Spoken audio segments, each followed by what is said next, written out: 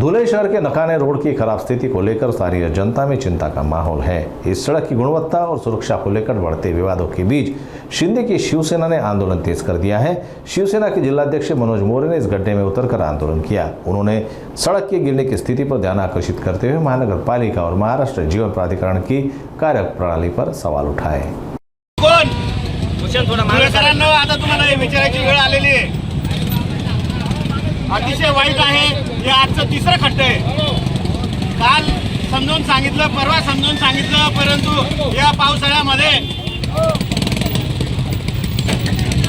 पावसाळ्यामध्ये इथे एखाद्याचा जीव जाईल तोपर्यंत बीएनसी असेल किंवा एमआयडी असेल, हे थांबा ताई थांबा, तुमच्यासाठीच करतोय। इथे एखाद्याचा जीव जाईल इतके मोठे खड्डे पडले ना। आपण ऐकलं होतं की मोठ्या बिल्डिंगा मोठं कन्स्ट्रक्शन करताना तिथे बळी द्यावा लागतो।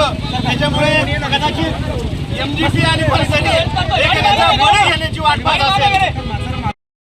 हा खड्डा पहिल्या पावसाचा म्हणण्यापेक्षा अजून पावसाळा चालू पण नाही झालेला आहे। पावसाने फक्त सुरुवात केलेली आहे। जून मध्ये खरा पावसाळा चालू होतो, परंतु मे मध्ये जो पाऊस झाला त्याच्यामध्येच या भ्रष्टाचाराने भ्रष्टाचार इथे उघडा झालेला आहे।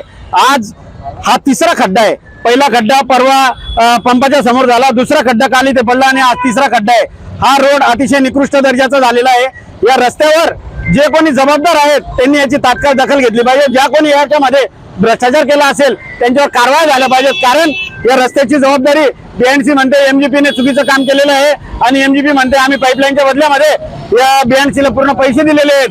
आम्ही काल त्यांना संबंधित यंत्रणा महानगरपालिका असेल, बीएनसी असेल किंवा एमजीपी असेल तिघांशी बोलून याच्यावर मार्ग काढण्याचं सांगितलं, परंतु जोपर्यंत त्याचा जीव घेत नाही नकाने रोड तोपर्यंत हे शांत राहणार नाहीत किंवा रस्त्याला चांगलं काम होणार नाही।